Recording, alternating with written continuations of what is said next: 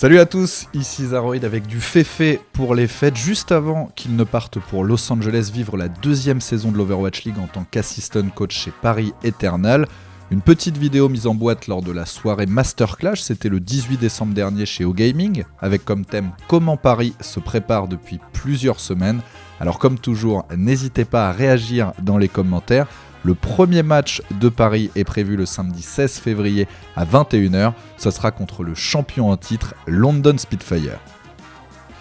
Salut Féfé, c'est toujours un plaisir de te retrouver. En plus là, on a un très joli décor qui nous est prêté par OGaming puisqu'on est là pour le Omen Masterclash. On se retrouve, c'est un peu ton dernier événement en France avant de rejoindre Los Angeles avec Paris Eternal. Est-ce que tu te sens de nous parler un petit peu de la préparation de Paris ? Bah oui, je me sens Zaro, sinon j'aurais pas accepté l'interview. Donc très bonne question, on commence sur des bonnes bases. Je vois que t'as bien charrié, hein. Toujours t'as pas perdu ton sens de l'humour, et ben maintenant que tu fais le malin, il faut répondre à la question. Bah oui, clairement, je me sens d'attaque pour répondre à ton interview, que ce soit sur Paris, et en plus juste avant, tu as dit le Masterclash, dernier event en France avec les bros, ça fait plaisir de le faire en plus dans les locaux de gaming, j'espère que ça va bien se passer. Parlant de choses qui se passent bien, est-ce que justement la préparation de Paris Eternal se passe bien ? Ça fait déjà plusieurs semaines que vous avez attaqué l'entraînement, vous êtes maintenant 10 dans l'équipe, est-ce que tu peux nous dire un petit peu justement comment les choses se déroulent depuis plusieurs semaines ?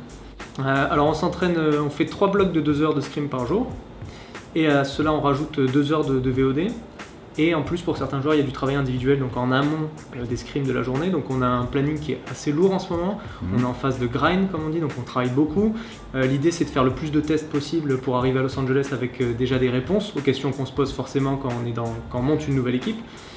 Donc beaucoup de travail, et ça se passe bien dans l'ensemble. Et bien évidemment, on tire des conclusions de ce qu'on fait, que ce soit d'un point de vue stratégique, d'un point de vue joueur qu'on risque d'aligner, etc. Donc c'est intéressant et ça évolue petit à petit, même si le chemin est encore long. Là, vous êtes 4 dans le coaching staff est donc complet, mais qui fait quoi ? Comment vous vous êtes répartis un peu les rôles là par rapport à justement cette préparation ? Alors bien qu'on ait des rôles définis, donc comme tu l'as vu, les annonces ont été faites avec des rôles définis, globalement ça reste un coaching staff où chacun participe à tout. Il n'y a pas réellement de sectorisation du travail comme tu peux le voir par exemple dans le sport professionnel, surtout parce qu'on est en phase d'évaluation et qu'on veut chacun, et c'est le but, apporter sa pierre à l'édifice pour que la philosophie en fait, de l'équipe ressemble à ce que chacun d'entre nous ressente, qu'on ait un projet commun. Donc tout le monde fait un petit peu de tout en ce moment. C'est Seita qui gère quand même globalement tout l'aspect collectif, c'est-à-dire c'est lui qui va mettre en place les entraînements collectifs, donc les scrims, et faire les VOD collectifs. Après, on peut intervenir, et on le fait d'ailleurs, que ce soit pendant l'entraînement ou pendant les VOD, pour soulever des questions ou pour apporter des éléments de réponse. Seita, c'est son rôle à lui, c'est surtout de s'attarder sur l'organisation du travail collectif. Kaikai, il est encore aux États-Unis, donc c'est un petit peu compliqué pour lui. Il est obligé de s'adapter et d'avoir un schedule légèrement différent pour pouvoir être présent. Donc il ne peut pas être présent autant qu'il le voudrait et commencer le travail individuel en amont parce que ça le fait se lever plus tôt. Donc lui, il organise les scrims, c'est-à-dire il va contacter les équipes pour faire en sorte qu'on puisse s'entraîner. Et après, il apporte sa pierre à l'édifice sur certains aspects de communication. Il devrait d'ailleurs travailler plus précisément avec les joueurs, les supports. Donc il commence à leur donner des tips, etc. Donc il apporte sa pierre à l'édifice de cette façon. Damon, il s'est positionné un petit peu en retrait, en rôle d'observateur, pour essayer de voir un petit peu comment chacun travaille. Je pense qu'il sera de plus en plus actif au fur et à mesure que le projet évolue, et notamment quand on sera à Los Angeles. Et il intervient aussi pendant les entraînements collectifs. Et moi, pour ma part, on en avait déjà un petit peu discuté, mais j'interviens sur les entraînements collectifs pendant les VOD et aussi pendant les scrims. Mais j'essaie de me positionner plus sur le travail individuel des joueurs, vu que mon rôle c'est d'être player development coach. Donc même si aujourd'hui, comme je te le disais, on touche tous un petit peu à tout, j'essaie de voir au niveau individuel ce que les joueurs peuvent améliorer. Donc je donne un petit peu des tips et des guidelines à tous les joueurs de l'équipe quand je vois des choses à l'entraînement. Et j'essaie de me rapprocher, on va dire, des joueurs qui ont le plus de besoins. Je travaille beaucoup avec Finzi notamment, le joueur de D.Va, qui joue le perso depuis 3 mois, donc forcément il y a du travail, c'est des joueurs en développement. Pareil pour les joueurs de Zarya, c'est des joueurs qui sont en développement, donc forcément il y a du boulot et on essaye chacun d'apporter les petits conseils, le travail nécessaire pour que tout le monde évolue dans le bon sens et que ça fit au mieux avec la stratégie collective qui est globalement mise en place par Seita. Qui va jouer Zarya dans l'équipe pour l'instant ? Alors, je pense que ça reste des infos qui sont assez confidentielles. D'ailleurs, en plus, on ne sait pas quelle va être la méta. Si la méta va évoluer beaucoup ou pas, on sait qu'en Overwatch League, on sera sur un autre patch. Donc, il va y avoir des ajustements. Aujourd'hui, on sait que c'est une méta tank. Comme nous, on joue en Europe, on joue sur l'ancien patch. On en parlera d'ailleurs tout à l'heure, il me semble, au vu de tes questions. Donc, je ne peux pas te dire qui va jouer Zarya et est-ce que Zarya va être joué déjà. Pour le moment, dans tous les effectifs et de manière générale, c'est les joueurs de Hitscan qui jouent Zarya quand on passe en composition tank, parce qu'il faut qu'ils aient la capacité de flex sur un Hitscan, et en plus, on sait qu'il y a une name quand même sur le personnage, donc il y a une espèce de synergie pour les joueurs de Zarya. Donc là, on serait plutôt sur Soon et Dany, qui jouent le perso et qui sont des joueurs donc, en développement sur le perso, mais qui progressent de jour en jour, et c'est des hard workers tous les deux, donc ils évoluent assez vite. Toi, tu dois aussi apporter ton expérience sur les compositions tank, puisque tu le disais, là actuellement vous êtes en train de vous entraîner en Europe, donc vous êtes gâté plutôt par rapport à cette méta. Est-ce que c'est une bonne chose pour préparer l'Overwatch League, ou au contraire, comme vous avez un patch, voire même peut-être deux de retard par rapport aux équipes qui s'entraînent directement aux États-Unis, vous ne jouez pas avec Ashe, il y a aussi différents buffs et nerfs qui ne sont pas encore passés. Est-ce que c'est problématique ? Justement, ça va vraiment dépendre de l'évolution de la méta. Si la méta reste telle qu'elle est et qu'on reste sur des compositions tank, jouer en Europe c'est quelque chose de globalement bien. On sait que l'Europe a l'habitude de ce style de jeu depuis très longtemps, donc forcément il y a des joueurs expérimentés, des collectifs qui sont déjà rodés au niveau des compositions tank, donc c'est globalement une bonne chose de travailler en Europe sur cette méta-là. Ça nous permet de se frotter, à mon avis, aux meilleures équipes sur la méta actuelle. Après, on n'a pas joué encore contre les équipes Overwatch League, donc je ne pourrais pas vraiment m'avancer là-dessus. J'attends de voir justement, une fois qu'on y sera, l'écart qu'il y a entre les deux, mais je ne pense pas que ce soit un désavantage si la méta reste la même. Si la méta évolue de toute façon, on sait qu'en Overwatch League ça joue beaucoup de compositions tank à l'heure actuelle, donc elles vont devoir aussi s'adapter, ces équipes-là, et on a une flexibilité au niveau des joueurs qui nous permettra aussi de s'adapter quel que soit le patch. Là, chez Eagle, tu avais 12 joueurs à gérer. Chez Paris Eternal, vous êtes 10. Bon, vous êtes 4 dans le coaching staff à pouvoir organiser et à vous répartir le rôle. 10, c'est le bon nombre dans une équipe ? Je ne sais pas s'il y a un bon nombre. En tout cas, c'est le nombre qu'on a et il faudra faire avec. Ce qui est sûr, c'est qu'on va vouloir faire en sorte que tous les joueurs se sentent intégrés au projet et qu'ils puissent chacun participer. C'est une saison qui va être longue, c'est 9 mois de compétition, l'Overwatch League. Il y aura forcément besoin de tout le monde. On a en tout cas des remplaçants pour chaque poste. Donc cette flexibilité, comme je te l'ai dit, pourrait nous permettre de s'adapter, que ce soit au niveau du patch ou en cas de pépin. Donc je ne sais pas si c'est le bon nombre, en tout cas c'est un nombre et on va essayer d'utiliser tous les joueurs pour faire en sorte d'avoir les meilleurs résultats possibles derrière. Alors sans forcément rentrer dans les détails, parce qu'on l'imagine, ça reste aussi un peu confidentiel, mais est-ce qu'il y a quand même une espèce de 6 qui se dégage, une équipe type ? Forcément, quand tu fais des tests, c'est pour ensuite tirer des conclusions. Donc il y a des joueurs qui se sont mis plus en avant pendant ces phases de test et qui auront peut-être du temps de jeu d'entrée au niveau de la saison. Comme je te l'ai dit, le patch va peut-être changer, la méta va peut-être changer, le style de jeu va peut-être changer, ce qui fait qu'aujourd'hui, même s'il y a un 6 qui est déterminé pour la partie, on va dire, où on était en Europe, ce 6 peut changer du tout au tout quand on sera à Los Angeles. Donc il y a un travail, on a essayé de faire en sorte que tout le monde ait du temps de jeu pour créer des synergies entre tout le monde, même si forcément tu spécifies un petit peu au niveau des joueurs qui te semblent le plus prêts à l'heure actuelle. Mais tout le monde devrait avoir sa chance et j'espère qu'on va réussir à faire travailler tout le monde et que tout le monde va se sentir intégré au projet parce que c'est un run qui est assez long, c'est un vrai marathon et on va avoir besoin de tout le monde à la fin. Il y a un 10e joueur qui est arrivé, j'avais pas eu l'occasion d'en parler avec Damon lors de l'interview, c'est Gray, le joueur portugais, le flex support. Comment s'est passée son intégration ? Il s'entraîne avec vous depuis combien de temps ? Globalement, c'était déjà dans les projets de recruter un joueur supplémentaire sur le rôle de support, c'était le seul poste qui n'était pas doublé, donc avec le poste de flex of tank. Mais on voulait donc recruter un remplaçant en cas de pépin notamment, ou tout simplement pour avoir un effectif plus chargé à ce niveau-là. Et en gros, Gray a commencé assez tôt parce qu'on a fait des trials assez tôt, donc finalement il s'est entraîné quasiment dès le début avec l'équipe. C'est lui qui pendant les trials est ressorti, même si c'était assez serré, il faut le dire, avec les autres candidats. Finalement, on est très content de l'avoir dans l'effectif. C'est un joueur qui a un très bon game sense, qui est pour le moment très investi dans le collectif. Donc ça se passe très très bien avec lui et c'est comme avec tous les joueurs pour être honnête. Donc on espère que ça va continuer là-dessus, mais on est content de l'avoir dans nos rangs. puis on n'avait pas de Portugais. Ce sera le premier d'ailleurs en Overwatch League, donc là on l'a vu, vous allez attaquer par du très très lourd, tirage au sort, j'ai pas mis le maillot pour rien, des London Spitfire. Bah oui, mais le maillot Paris n'est pas encore disponible, donc voilà, le maillot des London Spitfire. Est-ce que c'est un bon ou un mauvais tirage pour Paris Eternal de commencer par un match contre le champion en titre?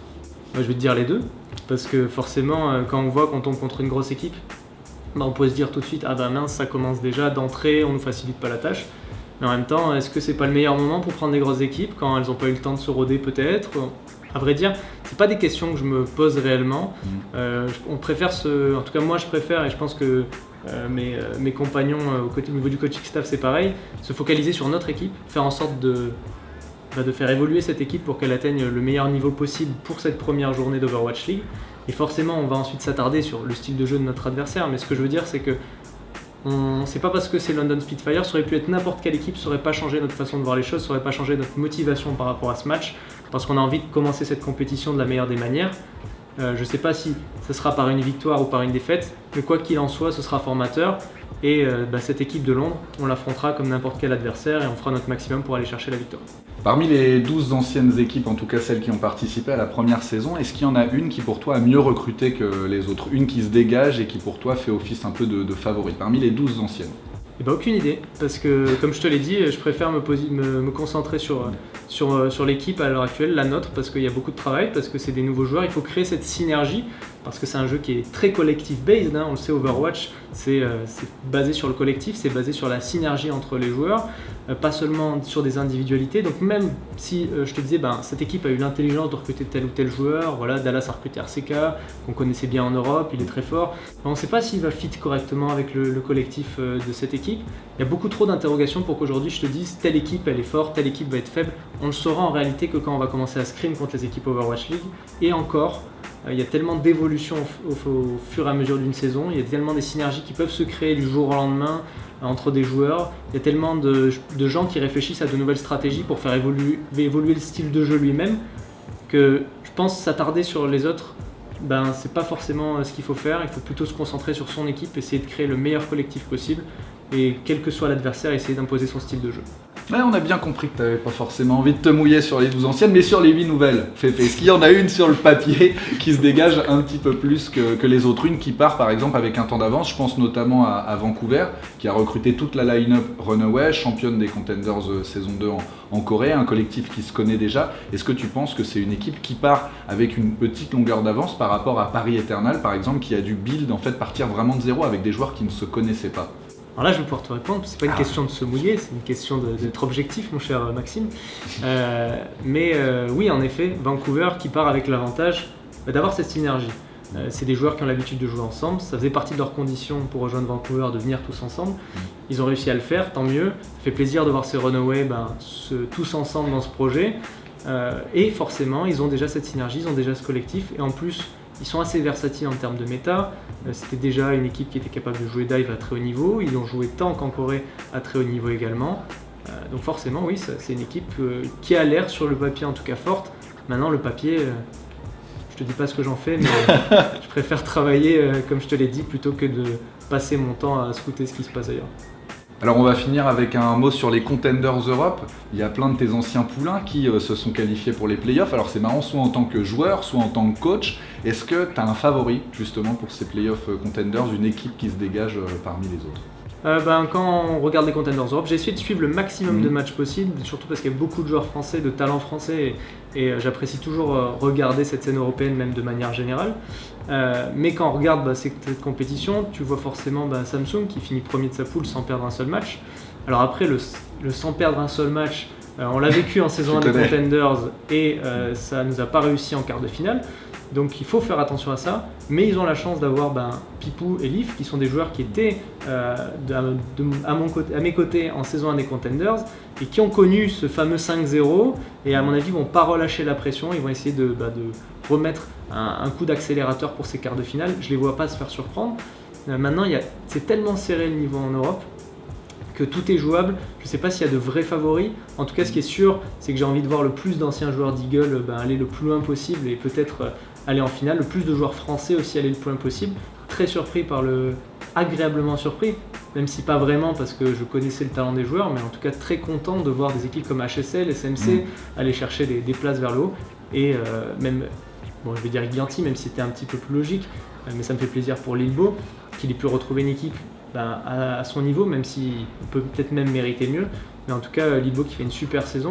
Et évidemment OnePoint, là où il y a le plus d'anciens joueurs de Eagle, les voir performer à ce niveau-là, j'aime bien dire que je les vois smurfer en contenders quand ils gagnent leur match assez facilement. Ouais, ça me fait plaisir de voir tous ces joueurs, que ce soit français ou anciens Eagle Gaming, continuer de performer. J'espère aussi voir le coaching staff ancien Eagle Gaming, parce qu'il y a Nox qui a rejoint British Hurricane et Pipou, toujours c'est Samsung, continuer de performer. En tout cas, plein de beaux mondes en play-off. Et la scène européenne est toujours aussi agréable à regarder, surtout quand t'arrives Enzi et Albless au cast. C'est vrai qu'ils ont régalé comme les joueurs. Ça a été selon moi la plus belle saison, je pense, des contenders en Europe, que ce soit en termes de niveau, en termes de méta. Alors on aime ou on n'aime pas la tank, mais moi je trouve que ça reste quand même très agréable à regarder, très technique. À chaque fois vous êtes nombreux à le répéter. Et tu t'es pas vraiment mouillé, tu nous as cité un petit peu toutes les équipes, mais est-ce que t'en as une qui se dégage quand même ou pas? Est-ce que t'en as une qui t'a plus impressionné que les autres? Tu le disais, Samsung Morningstar, 5 victoires, 0 défaites. Tu parles de smurfing un peu du côté de OnePoint. Ces deux équipes qui n'étaient pas dans le même groupe, parce que ça ferait une belle finale. Toi qui voulais beaucoup de joueurs Eagle, une finale Samsung Morningstar OnePoint, ça aurait de la gueule quand même. Oui, clairement, ça aurait de la gueule. C'est clair que ces deux équipes en plus qui maîtrisent très bien le style de jeu tank. Chez Samsung, Leaf apporte énormément de knowledge et de game sense sur Brigitte et il a tendance à beaucoup call ce qui se passe et son expérience elle paye. Et chez OnePoint, il y a Hardest, Plouk et Amaz qui eux aussi ont énormément de knowledge sur la méta actuelle. Donc forcément, je pense que ça serait une finale au sommet. Mais comme je te l'ai dit, et en plus pour scrimer pas mal d'équipes européennes, le niveau est tellement close entre toutes ces équipes. Il y a Aficool qui s'amusait à dire que cette année c'était la leur, qu'ils allaient gagner à 100% cette année-là. Donc il y a beaucoup d'équipes, même Angry Titans qui est mis en difficulté du coup par ces British Hurricanes, Angry Titans qui a toujours ce collectif et cette synergie et on le sait qu'ils sont très bons en tank. Je pourrais pas te donner de favoris parce qu'aujourd'hui je pense que même on ne peut pas le dire étant donné que le niveau est tellement proche et que ça va jouer pas seulement en termes de niveau de jeu mais en termes de mental et quelle équipe va réussir à faire la différence, quelle équipe va être soudée pour tenir pendant toute cette phase de préparation, continuer de progresser jusqu'à cette finale des Contenders pour aller chercher le titre. En tout cas, comme je te l'ai dit, tout ce que j'espère c'est qu'il y aura le plus de joueurs français et si possible le plus de joueurs d'Eagle dans cette finale. Que le meilleur gagne et nous offre la meilleure game. Féfé, je vais te remercier, mais avant de partir, moi j'ai pas envie que tu ailles à Los Angeles les mains vides. J'ai un petit quelque chose pour toi. Ah bah si, un petit souvenir du Toulouse Game Show, voilà. Alors ça fait un peu partie de nos délires. Harry Potter, de quelle maison on est, Serpentard, plutôt Serdaigle, donc voilà un petit cadeau, un petit tableau. C'est Sorina, c'est du côté de Joueur du Grenier aussi qui sera là ce soir, Fred, que j'ai dégoté ça. Donc voilà, c'est une petite pensée pour toi, mon Féfé. Et puis je te laisse conclure si tu as un petit mot soit pour la communauté, soit pour tous les potocasters, tous ceux qui t'apprécient, tous ceux qui trouvent que t'es le plus beau, Féfé. Donc chiant jusqu'au bout, d'accord. En tout cas, c'est sympa de me laisser le temps de remercier évidemment tous les gens qui nous soutiennent au quotidien. On essaie de travailler dur pour rendre cette scène française et scène européenne fière du travail que l'on effectue. Et comme à chaque fois, on ne peut pas garantir des résultats, c'est pas le but de ça. On ne travaille pas pour faire plaisir, on travaille parce qu'on a envie de faire des bons résultats. On est les premiers touchés par tous les messages et on va essayer de faire notre maximum. Et évidemment, gros big up aux broadcasters français qui vont commenter ça avec une impartialité proche de zéro, je l'espère, et nous soutenir à fond dans cette expérience.